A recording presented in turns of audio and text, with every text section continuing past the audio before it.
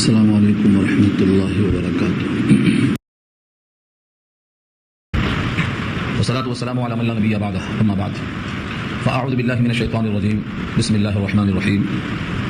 ولما ضرب ابن مريم مثلا إذا قومك منه يصدون وقالوا آلهتنا خير أم هو ما ضربوه لك إلا جدلا بل هم قوم خصمون إن هو إلا عبد أنعمنا عليه وجعلناه مثلا لبني إسرائيل ولو نشاء لجعلنا منكم ملائكة في الأرض يخلفون وإنه لعلم للساعة فلا تمترن بها واتبعون هذا صراط مستقيم. صدق الله العلي العظيم وصدق رسوله النبي الكريم ونحن على ذلك من الشاهدين والشاكرين. اللهم ألهمنا رشدنا وأعذنا من شرور أنفسنا. اللهم وفقنا لما تحب وترضى من القول والفعل والنية. رب اشرح لي صدري ويسر لي أمري واحلل عقدة من لساني يفقهوا قولي. آمين يا رب العالمين. محترم حضرات، معزز سامعین، محترم خواتین، میری ماں اور بہنوں، ملی بھائیوں، تلاوت کی ہوئی آیتیں سورہ زخرف 25واں پارہ، آیت نمبر 56 تک بات ہو چکی تھی. آگے آیت نمبر 57 سے بات شروع ہو رہی ہے. گویا یہاں سے سورت کا 6واں رکوع شروع ہو رہا ہے اور پارے کا 12واں رکوع شروع ہو رہا ہے. اوپر کی آیتوں سے ربط اور تعلق یہ ہے کہ گزشتہ جن اقوام نے ایسی حرکتیں کی جو قابل افسوس ہیں تو ہم نے ان سے انتقام لیا اور ان کے داستان کو باعث عبرت بنا دیا. یہاں تک یہ بات پوری ہو چکی تھی. اب اس میں سے ایک مثال دی گئی حضرت عیسیٰ ابن مریم کی. ولما ضربا فعل ماضی مجہول ہے جس کے معنی آتے ہیں مارا گیا، لیکن ضربا کے بعد جب لفظ مثلا آ جائے میم سے لام تو مثال دے کے مارنا، خالی ڈنڈے سے مارنا ہے تو مثلا نہیں آتا. سفر کرنا ہے، زمین پہ پاؤں مارنا ہے تو الارض آئے گا. سفر کرنا یعنی زمین پر پاؤں مارنا. یہاں لفظ مثلا آ رہا ہے تو ضربا کے معنی ہوں گے مثال دے کے مارنا، کیونکہ ضرب الامثال اور کہاوتیں اسی واسطے ہوتی ہیں کہ بات دل میں لگتی ہے. ولما ضرب ابن مریم مثلا، بطور مثال کے جب عیسیٰ ابن مریم کی بات کی جاتی ہے، اذا قومک، جبھی تو آپ کی قوم یعنی کفار قریش منہ ان کے بارے میں یصدون چلانے لگتے ہیں، خوش ہو کر چلانے لگتے ہیں کہ اب تو ہماری بات قابل قبول ہوگی، ہماری دلیل بڑی مستحکم اور مضبوط ہوگی. اور وہ کیا ہے؟ امام قرطبی نے اس آیت پر 3 واقعہ نقل کیا ہے. پہلا واقعہ تو یہ ہے، نبی صلی اللہ علیہ وسلم نے کفار قریش کو مخاطب کیا اور کہا یا معشر قریش، اے قریش کے لوگوں، لا خیر فی احد یعبد من دون اللہ، اللہ کے سوا جن جن کی عبادت کی جاتی ہے ان میں کوئی خیر نہیں. کفار قریش نے جملہ سن کر کہا کہ تب تو ہمیں یہ بات معلوم ہو گئی کہ جن جن کی عبادت کی جاتی ہے اس میں خیر نہیں، تو صرف ہمارے بت نہیں رقص میں آئیں گے، بلکہ حضرت عیسیٰ کو لوگ پوجتے ہیں، ان کی والدہ کو پوجتے ہیں، حضرت عزیر کو پوجا کرتے ہیں، بڑے بڑے لوگ فرشتوں کی پوجا کرتے ہیں، کچھ تو جنوں کی پوجا کرتے ہیں، تو ان میں کوئی خیر نہیں. گویا تم نے خود کہہ دیا کہ عیسیٰ میں کوئی خیر نہیں، عیسیٰ کی بندگی میں کوئی خیر نہیں.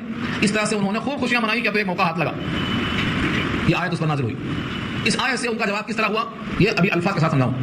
سب سے پہلے دوسرا واقعہ اور 3 واقعہ نقل کیا ہے، تینوں سن لیجیے تو ترتیب وار چلیں گے. قرآن کریم کی ایک آیت ہے جب نازل ہوئی، سورہ انبیاء پارہ 17 کی ہے، انکم وما تعبدون من دون اللہ حسب جہنم، کہ بے شک تم اور جن کی تم عبادت کرتے ہو یہ دونوں جہنم میں جائیں گے، جہنم کے ایندھن بنیں گے. تو کفار قریش نے کہا یہ تو بہت اچھی بات ہے، کیونکہ لوگوں نے حضرت عیسیٰ کی پرستش کی ہے اور مریم کی پرستش کی ہے، اور آپ کہتے ہیں کہ تم اور جس کی تم پوجا کرتے ہو دونوں جہنم میں جائیں گے. انکم، بے شک تم، وما تعبدون، اور جن کی تم عبادت کرتے ہو من دون اللہ، اللہ کو چھوڑ کر، حسب جہنم، جہنم کے ایندھن ہے. تو تم نے خود کہہ دیا کہ حضرت عیسیٰ، حضرت عزیر، حضرت مریم یہ سب نعوذ باللہ جہنم کے ایندھن ہے. اپنے ہی آدمیوں کو آپ نے غلط کہا. یہ دوسرا واقعہ نقل کیا. تیسرا واقعہ نقل کیا ہے، لوگوں نے کہا کہ جس طرح حضرت عیسیٰ نے اپنے آپ کو یا ان کی قوم نے ان کو خدا کا بیٹا کہا، حضرت عزیر کو یہودیوں نے خدا کا بیٹا کہا، یہ محمد صلی اللہ علیہ وسلم نعوذ باللہ من ذلک یہ بھی چاہتے ہیں کہ ہماری بھی ایسی عبادت کی جائے اور ہمارا بھی مرتبہ اس قوم میں ایسا ہی بڑا کر دیا جائے. یہ 3 واقعہ نقل کیا ہے علامہ قرطبی نے تفسیر قرطبی کے اندر. تینوں واقعہ نقل کرنے کے بعد تینوں کا جواب دیتے ہیں، اور تینوں واقعات ہو سکتے ہیں کسی کافر نے یہ کہا ہو، کسی کافر نے وہ کہا. ایک ہی آیت کئی واقعات کو سمیٹ لیتی ہے. تو اب لفظوں کو پھر دیکھیں، پھر ہم جواب دینا شروع کرتے ہیں. ولما ضرب ابن مریم، اور جب مثال دی گئی یعنی عیسیٰ ابن مریم کے متعلق ایک عجیب مضمون بیان کیا گیا، کیا کہ وہ بغیر باپ کے پیدا ہوئے، صرف ماں سے پیدا ہوئے. اذا قومک منہ، جب آپ کی قوم ان کے بارے میں یا ان کے تعلق سے یصدون چلانے لگے، خوشیاں منانے لگے. یصدون کیا ہے؟ اردو میں کہتے ہیں ایک فقیر صدا دے رہا ہے، تو صدا کے معنی آواز لگانا ہے. کوئی اللہ کا داتا تو صدا کے معنی آواز کیا آتے ہیں؟ صدائے حق، حق کی آواز. اسی صدا میں جب تشدد ہوتا ہے، شدت ہوتی ہے تو تشدید پیدا ہو جاتی ہے. تو یصدون اسی صدا سے بنا ہے، بجائے صدا کے صدا ہوگا، آواز میں شدت کے ساتھ شور کرنے لگے. یہ تو بہت اچھا تھا. اب ان تینوں کا الحساب جواب. پہلا جہاں کا تعلق ہے کہ اللہ کے غیر میں جن جن کی پرستش کی گئی ہے کوئی خیر نہیں. یہ بات اپنی جگہ مسلم ہے کہ کسی بھی معبود میں کوئی خیر اس واسطے نہیں ہے کہ وہ باطل ہے. اللہ کے مقابل کسی کی بندگی کی گئی ہے تو وہ باطل ہے. اس سے یہ ثابت نہیں ہوتا کہ ان کا مرتبہ کم ہے. اگر انہوں نے اپنی عبادت کرنے کے لیے حکم دیا ہوتا تب وہ شریک ہوتے اس جرم میں. حضرت عیسیٰ نے نہیں بلکہ کسی نبی نے بھی اپنی عبادت کا حکم نہیں دیا، کسی فرشتے نے اپنی بندگی کا حکم نہیں دیا، کسی بزرگ نے اپنی بندگی کا حکم نہیں دیا. اس لیے اگر لوگوں نے ان کی بندگی کی ہے تو لوگ مجرم ہیں، وہ جرم میں شریک نہیں ہے. لہٰذا اس سے یہ لازم نہیں آتا کہ جن کی پرستش کی گئی ہے وہ سب کے سب شریک جرم ہے. حضرت عیسیٰ تو اللہ کے ایک بندے ہیں جن پہ انعام ہوا، اس رکوع میں آیت آ رہی ہے. اور دوسری بات جو کہی ہے کہ تم جن کی عبادت کرتے ہو تم دونوں جہنم میں جاؤ گے. وہاں جہنم میں جانے کے لیے اللہ نے خود صاف اعلان کر دیا ہے انکم وما تعبدون. انکم ومن تعبدون نہیں فرمایا. سورہ انبیاء کی آیت میں لفظ ما اور من کا فرق ہے. من انسان کے لیے آتا ہے ذوی العقول کے لیے, اور ما تھنگس اور اشیاء اور چیزوں کے لیے آتا ہے جس میں پتھر بھی آتے, بت بھی آتے, یعنی جتنے بھی انسان کے علاوہ مخلوقات ہیں وہ سب کے سب شامل ہوتے. اللہ تعالیٰ نے حضرت عیسیٰ کو, حضرت مریم کو, حضرت عزیر کو اور دیگر مقربین کو نکالنے کے لیے لفظ ما استعمال کیا, لفظ من استعمال نہیں کیا. انکم وما تعبدون من دون اللہ حسب جہنم, بے شک تم اور جن جن چیزوں کی تم بندگی کرتے ہو سب جہنم میں جائیں گے. اس سے حضرت عیسیٰ خود بریے لفظ ما سے. اور دوسری بات یہ ہے اگر لفظ ما کبھی کبھی من کے معنی میں آتا بھی ہے تو یہ حضرت عیسیٰ کی تعلیم یہ نہیں تھی کہ میری عبادت کرو. حضرت عزیر کی تعلیم نہیں تھی کہ مجھے اللہ کا بیٹا مانو. کسی بھی فرشتے کی اگر لوگ پرستش کرتے ہیں تو ان کا دعویٰ نہیں تھا کہ مجھے خدا کا بندہ کہنے کے بجائے اس میں شریک اور صحیح سمجھو, لہٰذا وہ سب کے سب اس سے بری. تیسری چیز, انبیاء کرام نے کبھی اپنی بندگی کی دعوت نہیں دی. اس لیے یہ شبہ پیدا کرنا کہ سید الانبیاء بھی اپنی بندگی کروانا چاہتے ہیں, یہ شبہ محض وہم ہے اور یہ اوہام پرستی ہے. اب اس کے بعد ان لفظوں کو دیکھو. ولما, اور جب ضربہ بیان کی گئی ابن مریم یعنی حضرت عیسیٰ, مثلا بطور مثال کے, یہاں نام کیوں نہیں دیا عیسیٰ ابن مریم, بہت سے مقامات آیا ہے عیسیٰ ابن مریم, مگر یہاں نام نہیں لیا گیا ابن مریم. یہ اشارہ کرنے کی طرف ہے کہ وہ بیٹے مریم کے ہیں اور مریم عورت ہیں, یعنی باپ کے بغیر پیدا ہوئے ہیں, اور باپ کے بغیر پیدا ہونے کی بنیاد پر لوگوں کو وہم ہو گیا کہ یہ اللہ کے بیٹے ہیں, کیونکہ یہ خلاف دستور ہے, خلاف وصول ہے, خرق عادت ہے. اللہ فرماتے ہیں خرق عادت پر تم خدا کا بیٹا مان لو گے. اس سے بھی زیادہ خرق عادت ہے کہ نہ ماں ہے نہ باپ ہے, حضرت آدم ہے, تم نے وہاں باپ اور وہاں خدا کا بیٹا کو تسلیم نہیں کر لیا. اور اس سے بھی زیادہ خرق عادت ہم پیدا کرنے پر قادر ہیں, وہ یہ ہے کہ ہم انسانوں سے انسان پیدا ہوتے ہیں, یہ عادت ہے, ہم انسانوں سے فرشتہ پیدا کرنے پر قادر ہیں. خود کر کے دکھا دیں, مگر اس کا مطلب یہ نہیں کہ پھر وہ خدا کا بیٹا ہو جائے گا, بلکہ یہ خدا کی قدرت پر دلیل بنے گی کہ اللہ ہر شے پہ قادر ہے, وسائل کا محتاج نہیں ہے. باپ کے بغیر, ماں باپ کے بغیر وہ پیدا کرنے پر قادر ہے, ٹھیک ایسے ہی انسانوں سے فرشتہ پیدا کرنے پر وہ قادر ہے, وہ تو ہر شے پہ قادر ہے. اس کی قدرت کا اس بات ہوتا ہے نہ کہ کسی مخلوق کی الوہیت کا. یہ ہے بات ہے مطلب. اذا قوم کا, جبھی آپ کی قوم منہ ان کے بارے میں یصدون خوشی کے مارے چلانے لگتے ہیں, وقالوا اور کہتے ہیں آلہتنا خیر ام ہو, ہمارے معبود بہتر ہیں یا حضرت عیسیٰ. سوچو, ام ہو کی زمین یہاں جاتی ہے عیسیٰ کی طرف یعنی ابن مریم کی طرف. آلہتنا کیا ہمارے معبود, ان کے کیا کیا معبود تھے, ہر قبیلے کا الگ خدا تھا, پتھروں کی پوجا کرتے تھے, اور بھی جتنے بھی معبودات ہیں ان تمام کو تقابل کرتے ہوئے پوچھتے ہیں آلہتنا کیا ہمارے معبود خیر زیادہ بہتر ہیں, ام ہوا یا وہ زیادہ بہتر ہیں. ظاہر یہ ہے کہ ان کی نگاہ میں ان کے معبود ہی زیادہ بہتر ہیں. اللہ فرماتے ہیں ما ضربوه لك الا جدلا, یہ بات انہوں نے جو بیان کی ہے آپ کے سامنے صرف جھگڑا کرنے کو, صرف جھگڑا اور جدال کرنے کے بعد انہوں نے یہ بات کو پیش کیا ہے, ورنہ حقیقت یہ ہے کہ ان کی ان باتوں میں کوئی طاقت نہیں ہے, کوئی دم نہیں ہے, کیونکہ یہ بت بے جان ہے, یہ مخلوق ہے, ان کو تراشا گیا ہے, ان کا اللہ کے پاس کوئی قرب نہیں ہے, کوئی مرتبہ نہیں ہے, کوئی مقام نہیں ہے. اس لیے ان کا تقابل کرنا انبیاء سے یہ صرف جدلا اور جھگڑا ہے. جدلا کا معنی جھگڑا, جدال اردو میں استعمال ہے. ما ضربوه لك الا جدلا, نہیں بیان کیا انہوں نے مطلب جھگڑا. بل ہم قوم خصمون, بلکہ وہ لوگ ایسی قوم ہیں جو جھگڑالو ہے. خصمون کے معنی جھگڑالو, قسم جھگڑا کرنے والے فریق کو کہا جاتا ہے. یہ سب کے سب جھگڑالو قوم ہے.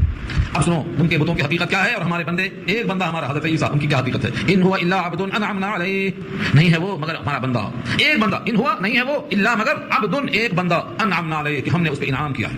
کیا انعام کیا ہے, ایک انعام نہیں ہے, دو انعام نہیں ہے, بلکہ بہت سارے انعامات.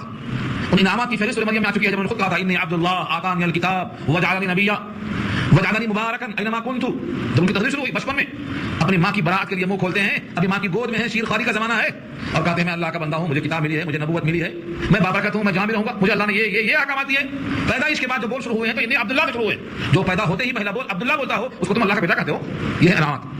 ان ہوا الا عبد انعمنا علیہ, ہم نے ان پہ انعام کیا ہے. وجعلناہ, اور بنایا ہم نے ان کو مثلا ایک مثال, کس بات کی, لبنی اسرائیل, بنی اسرائیل کے واسطے ایک نمونہ بنایا کہ جو اللہ بغیر باپ کے پیدا کرنے پر قادر ہے وہ اللہ ہر شے پہ قادر ہے. اس میں عیسیٰ کی الوہیت نہیں ثابت ہوتی بلکہ اللہ کی قدرت ثابت ہوتی, اور یہ دعویٰ ثابت ہوتا کہ مرنے کے بعد ہم جس طرح دنیا میں بغیر باپ کے پیدا کرنے پر قادر ہیں, ایسے ہی مرنے کے بعد ہم ماں باپ کے بغیر قبروں سے کھڑا کرنے پر قادر ہیں. ہماری قدرت کا شاہکار یہ نمونہ ہے بنی اسرائیل کے واسطے.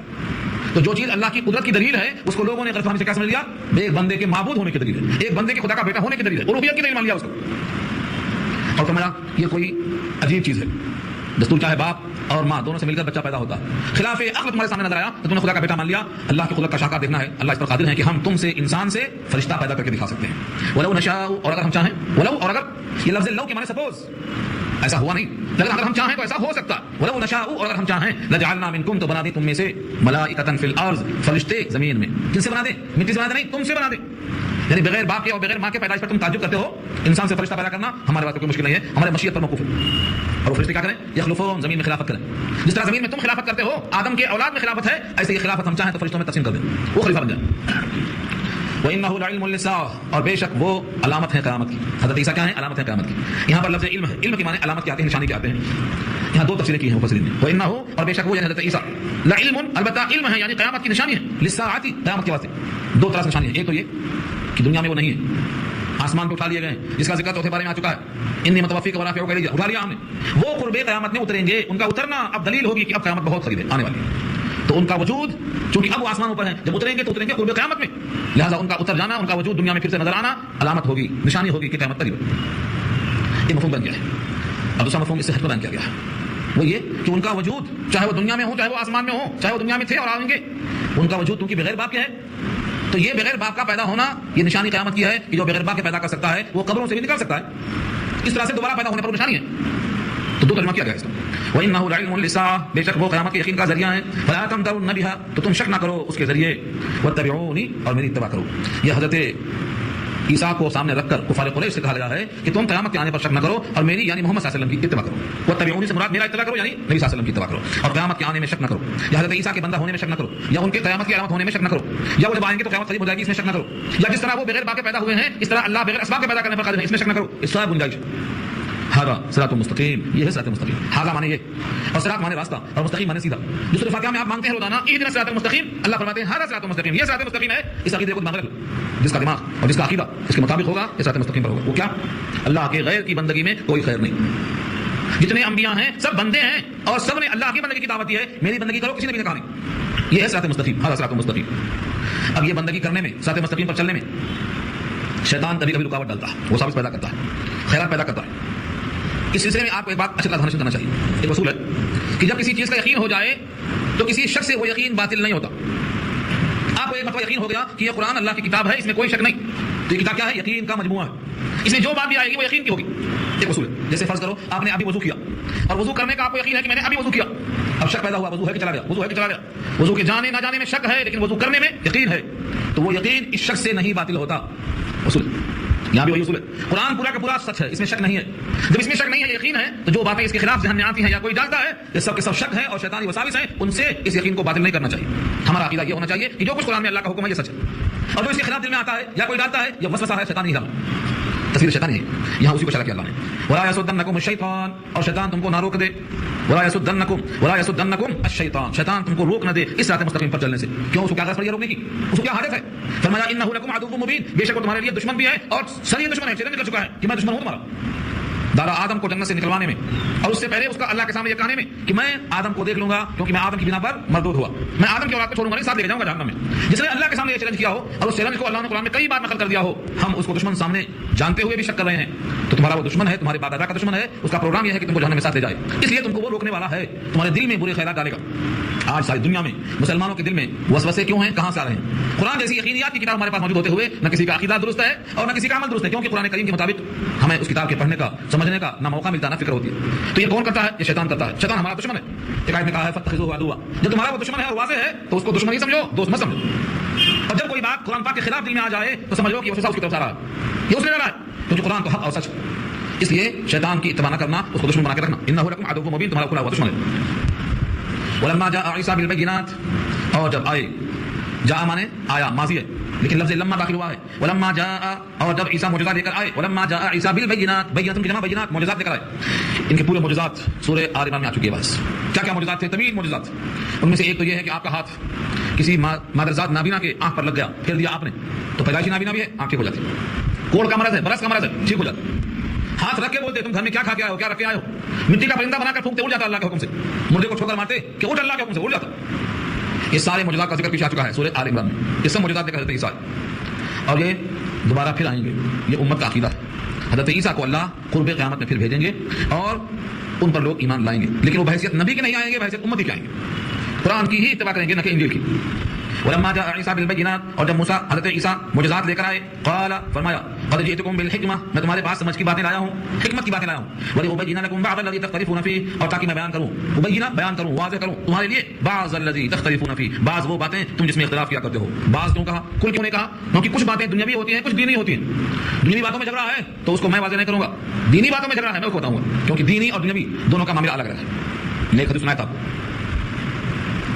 نبی صلی اللہ علیہ وسلم سے صحابہ نے پوچھا تھا ایک موقع پر کہ یہ کھجوروں میں جو ہم تعبیر کرتے ہیں، یعنی نر اور مادہ کے پھلوں کو ملاتے ہیں تو پھل زیادہ آتا ہے، تعبیر کرنا بولتے ہیں، جس کو ہم بولتے ہیں قلم کرنا بولتے ہیں، قلم کرنا، نر مادہ کو ملانا، کیونکہ نر اور مادہ کس طرح تمام حیوانات میں ہوتے ہیں، درختوں میں بھی ہوتے ہیں۔ آپ نے کہا ایسا مت کرو، साहब ने छोड़ दिया, उस साल फल कमाया।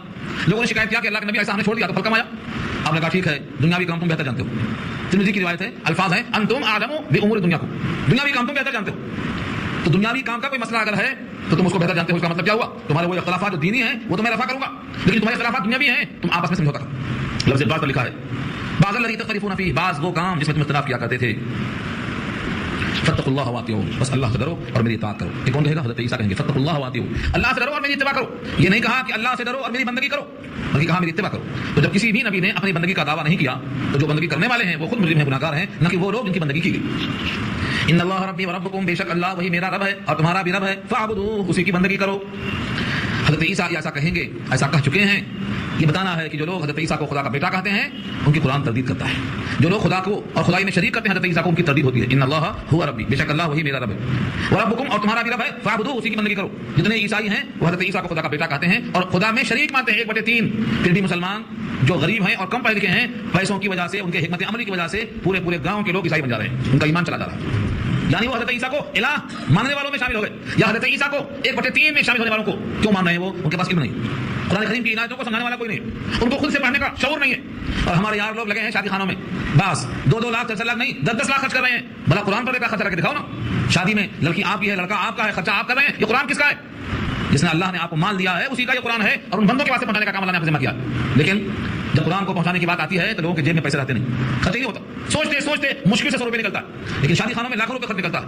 और वलीमे में जब बाजा बजता है और गाने वाली औरतें आती हैं तो लाखों रुपए खर्च हो जा रहा है। कुरान करीम को उन तक पहुंचाओ कि जिनका अकीदा बिगड़ जा रहा है सिर्फ चंद पैसों के लिए। उनके जवाब है, वो औरतें आती हैं कि तुम क्या तबलीग कर रहे हो? हमको ये लोग पैसा दे रहे हैं, हमको ये लोग जरिया माश का इंतजाम कर रहे हैं, हमको ये लोग दवाओं का इंतजाम कर रहे हैं, हमारे बच्चों की शादी का इंतजाम कर रहे हैं, तुम लोग तो खाली दावत कर रहे हो।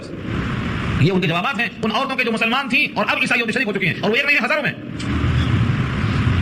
ये कुरान करीम का तज्जिया है कि अल्लाह की बंदगी ईसा ने की है, वो अल्लाह के बंदे हैं। लेकिन जो लोग उनको अल्लाह का बेटा या अल्लाह की उलूहियत में शरीक मानते हैं, उनका अकीदा बातिल है, तो ये हमारे मुसलमान भाई कमजोरी में जा रहे हैं। हम पर लाजिम है कि अपना मुहासबा करें, दुनिया हमेशा नहीं रहेगी। ये पैगाम दिया अल्लाह ने यहाँ पर। इन्नल्लाह हुवा रब्बी व रब्बुकुम, बेशक अल्लाह वही तुम्हारा भी रब है, मेरा भी रब है। रब्बी पहले कहा, रब्बुकुम बाद में कहा। देखो हज़रत ईसा भी कह सकते हैं कि तुम्हारा रब है और मेरा रब है, नहीं, पहले कहा रब्बी मेरा रब है और तुम्हारा भी रब है, ताकि शुबहात न रहे कि सिर्फ हमारा रब है उनका रब नहीं। पहले नंबर पे मेरा रब, हर नबी ने यही कहा मेरा रब है और तुम्हारा भी रब है। फअबुदूह, कि उसी की इबादत करो। हादा सिरातुल मुस्तकीम, ये सिरातुल मुस्तकीम है। देखो दो मरतबा आया हादा सिरातुल मुस्तकीम, फिर क्यों आया?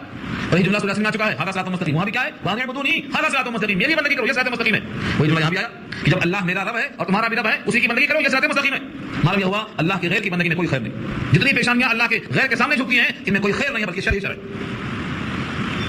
फख्तलफल अहज़ाबु मिन बैनिहिम, इतना वाज़ेह पैगाम कि अल्लाह मेरा तुम्हारा रब है। इस पैगाम के बाद फिर क्या सबने मान लिया? नहीं, फख्तलफल अहज़ाबु मिन बैनिहिम, इख्तिलाफ किया जमाअतों ने बाहम। अहज़ाब जमा है हिज़्बुन की, गरोह, पार्टी।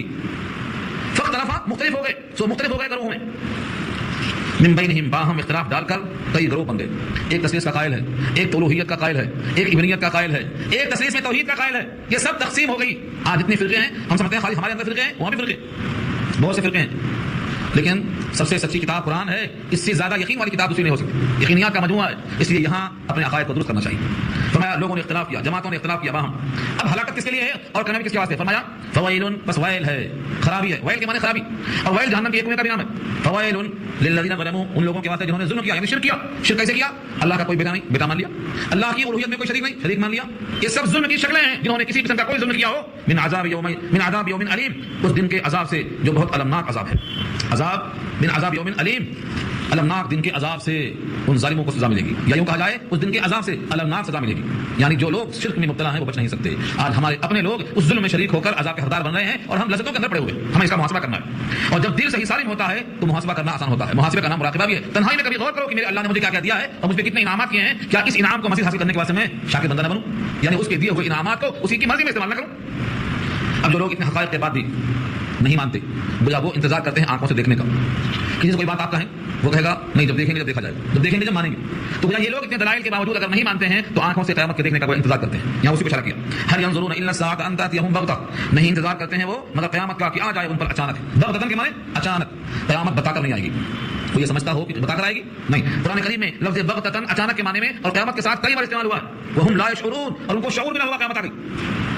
अब इस जुमले में एक तो नेगेटिव है, एक पॉजिटिव है, यानी क़यामत अचानक आएगी, मुस्बत जुमला। वहुम ला यशऊरून, उनको खबर भी ना होगी, मनफी है। दोनों को मिलाएंगे तो क्या है? ऐसा अचानक आएगी, किसी को शऊर नहीं होगा।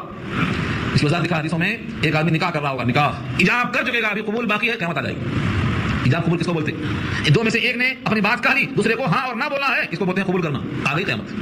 کوئی دودھ نکالے گا تھنوں میں سے، ابھی دودھ نکال رہا ہے، قیامت آ جائے گی۔ کوئی ہاؤس کو لیپ رہا ہے، قیامت آ جائے گی۔ تاجر کپڑا پھیلایا ہے، کپڑا کاٹنے جا رہا ہے، قیامت آ جائے گی۔ یعنی بتا کر نہیں آئے گی، یہ ہے بغتتاً کا ترجمہ، اچانک آئے گی اور کسی کو شعور نہ ہوگا کہ وہ آ گئی۔ اب جب قیامت آ جائے گی تو جن جن کو لوگ دوست سمجھ رہے ہیں، جب دوستی میں گھاٹا ہوگا تب دوست رہتا بگڑ جاتا۔ آج اتنے دوست ہیں، اگر ان سے کوئی نقصان پہنچ گیا تو دشمن بن جاتے۔ سب سے بڑا دوست پارٹنرشپ میں اگر گھاٹا اس کے ذریعے ہو گیا، پکا ماروں تو دشمن بھی ہو جاتا، آج ہی ہو جاتا۔ آج دیکھو سب سے عجیب و غریب رشتہ کس کا ہوتا ہے؟ میاں بیوی کا رشتہ، لیکن کچھ نقصان آیا مالی اعتبار سے تو مقدمہ دائر کر دیتے، بیوی شوہر کے خلاف اور شوہر بیوی کے خلاف، پورے لوگوں کو سمیٹتا اور گھسیٹتا۔ کیوں؟ دوستی خراب ہو گئی، دوستی بگڑ گئی۔ جب مفاد سامنے آتا ہے تو دوستیاں بگڑ جاتی ہیں۔ اللہ فرماتے ہیں قیامت میں کوئی دوستی باقی نہیں رہے گی سوائے ایک دوستی کے جو اللہ کی خاطر ہوگی، جو تقوی کی بنیاد پر ہوگی۔ کیوں؟ اگر معلوم ہو جائے کہ آپ کے دوست نے آپ کا گھاٹا کر دیا تو دوستی رہے گی؟ نہیں رہے گی۔ جب قیامت آئے گی تو معلوم ہو جائے گا کہ اس دوست کی وجہ سے میرا عاقبت میں خرابہ ہو گیا، تو وہ کہے گا یہ دوست نہیں ہے تو دشمن ہے، میری جنت کو اس نے برباد کر کے دوستی بنا دیا اس نے، تو دوستی کہاں باقی رہے گی؟ حضرت علی رضی اللہ تعالیٰ عنہ سے ایک واقعہ نقل کیا ہے علامہ ابن کثیر نے اسی آیت پر۔ علی وہ واقعہ ہے، علامہ ابن کثیر نے لکھا ہے حضرت علی کا قول اور نقل کیا ہے انہوں نے ابن ابی حاتم کے حوالے سے اسی آیت پر تفسیر کرتے ہوئے۔ دو دوست تھے مومن اور دو دوست تھے کافر۔ مومن دوست جب اس کا انتقال ہو گیا تو اس نے ایمان کی بنیاد پر اللہ کے پاس بہاروں کو دیکھا۔ یہ مت سمجھو کہ فیصلہ قیامت کے بعد ہوگا تو ملے گی جنت، نہیں، مومن کی روح نکلتے ہی شروع ہو جاتا ہے خوشخبری کا پیغام۔ فرشتے آ جاتے ہیں قبروں سے بھی، بلکہ روح نکالتے ہی آ جاتے ہیں۔ تو جب مومن کا انتقال ہوا، راحتوں کو بہاروں کو دیکھا، خوشیوں کو دیکھا، تو اللہ سے کہا تھا یا اللہ میرا ایک دوست تھا، وہ مجھے کہا کرتا تھا کہ اللہ کے پاس حاضر ہوگی، اللہ کے پاس حساب ہوگا، اللہ کے پاس نعمتیں ملیں گی، رسول اللہ کی باتوں پر چلنے سے فائدہ ہوگا۔ اب میں آ گیا، مجھے فائدہ ہو گیا، وہ میرا دوست ابھی نہیں آیا ہے، اس کو بھی آپ اسی دین پر باقی رکھیے تاکہ اس سے بھی آپ راضی اور خوش ہو جائیں، کہیں ایسا نہ ہو کہ اس کے ہاتھ میں برا ہو جائے۔ وہ اللہ سے التجا کرے گا۔ جب وہ بندہ مومن انتقال کر کے وہ بھی اللہ کے پاس پہنچے گا اور اس کو اپنے ایمان کی وجہ سے اور اس دوست کے التجا کی وجہ سے اچھے مراتب ملیں گے، خوشیاں ملیں گی، اور اس کو معلوم ہوگا کہ تیرے دوست نے تیرے واسطے ایسی التجا کی ہے تو یہ دوست اس کی طرف سے خوش ہوگا اور وہ دوست اس کی طرف سے خوش ہوگا، دوسرے ایک دوسرے کو خوشیوں کی مبارکباد دیں گے۔ اس کے برخلاف جو کافر ہوگا، جب وہ مرے گا، جہنم میں جائے گا، وہاں کی جھلستی ہوئی آگ دیکھے گا تو اللہ سے کہے گا کہ میرا دوست ہے، مجھے برباد کر دیا، مجھے قرآن سے اس نے روکا تھا، مجھے کلمہ طیبہ سے اس نے روکا تھا، مجھے رسول اللہ کے سنت سے مجھے دور کر دیا تھا اور مجھے دنیا کی لذتوں میں، خواہشوں میں، مزوں میں لے گیا تھا، مجھے تباہ کر دیا ہے دنیا اور آخرت۔ اے اللہ تو اس کو بھی اسی راستے پر لا تاکہ وہ بھی تباہ ہو۔ اب وہ مرنے کے بعد جب آئے گا اسی کفر کی بنیاد پر سزائیں کو پائے گا تو یہ اس پر لعنت بھیجے گا اور یہ اس پر لعنت بھیجے گا۔ قرآن کریم میں کئی آیتیں ہیں جو بتاتی ہیں جب ایک گروہ جہنم میں جائے گا تو جو پہلے سے موجود ہے وہ کہے گا تم آ گئے ملعون، تمہارا تو یہ حال ہونا ہی چاہیے تھا۔ کلما دخلت امۃ لعنتها، جب جب کوئی جماعت اندر داخل ہوگی جہنم میں تو دوسری جماعتیں اس کو لعنت بھیجیں گی۔ تو کفر کا انجام یہ، ایمان کا انجام یہ۔ اس آیت کو غور سے دیکھو، اللہ فرماتے ہیں الاخلاء، الاخلاء جمع ہے خلیل کی، اور خلیل کے معنی جس میں خلت اور دوستی ہو۔ ابراہیم کون ہے؟ اللہ کے خلیل یعنی دوست۔ تو خلیل کی جمع کیا آتی ہے؟ الاخلاء، الاخلاء یومئذ، جتنی دوستیاں ہیں اس دن، بعضهم لبعض، ان میں سے بعض کے لیے عدو، دشمن ہوں گی، الا المتقین، سوائے متقیوں کے۔ کیوں؟ جب متقی کی دوستی تقوی کی بنیاد پر ہوگی تو متقی کہاں جائے گا؟ جنت میں جائے گا۔ تو وہ شکریہ ادا کرے گا کہ تیرے ساتھ رہنے سے تقوی پر چلنا آسان ہو گیا، تیرے ساتھ رہنے سے دینی ماحول مل گیا، تیرے ساتھ رہنے سے اللہ والوں کا موقع مل گیا، تو یہ تقوی کی بنیاد پر راحتیں ملیں گی تو یہ دوستی باقی رہے گی۔ ان کے سوا جتنی دوستیاں ہیں سب دشمنی میں تبدیل ہو جائیں گی۔ اور سورہ فرقان میں بات انشاءاللہ سنیں گے، دانت کاٹیں گے، اپنے ہاتھوں کو چبائیں گے، یوم یعض الظالم علی یدیہ، اپنے ہاتھوں کو چبائیں گے افسوس کرتے ہوئے، یعض الظالم، کاٹیں گے اپنا ہاتھ اور کہیں گے یا لیتنی لم اتخذہ فلانا خلیلا، کاش کہ فلاں آدمی کو دوست نہ بنایا ہوتا، اس برے ساتھی کی بنا پر میرا کبڑا ہو گیا۔ تو برے صحبتوں سے روکنا اسی واسطے ہے، اچھے ماحول میں لانا اسی واسطے ہے۔ دنیا تو بہرحال گزر جائے گی لیکن اچھی گزرنا، اچھوں میں گزرنا، اچھوں کے طریقوں پر گزرنا تاکہ دونوں جہان میں سرخروئی حاصل ہو، عذاب کی نوبت نہ آئے۔ اسی لیے ہم نے بار بار آپ سے گزارش کی ہے کہ آپ درس قرآن میں تنہا بتایا کرو، بیوی بچوں کو ساتھ لایا کرو، دوستوں کو لایا کرو۔ جب تک قرآن کریم سینے میں نہیں اترے گا ایمان کی پختگی نہیں آئے گی، یقین نہیں آئے گا۔ اور گھروں میں سمجھانے والا اور ماحول میں سمجھانے والا آپ کو ہر جگہ نہیں ملتا۔ آج کا ماحول یہ ہے، ہر طرف قرآنیت ہے، ننگاپن ہے، بے حیائی ہے، بے حجابی ہے، قرآن سے بغاوت ہے، اسلام کے خلاف نفرت پیدا کی جا رہی ہے۔ ایسے میں آپ کی اولاد کا دیندار رہنا کیسے ممکن ہے؟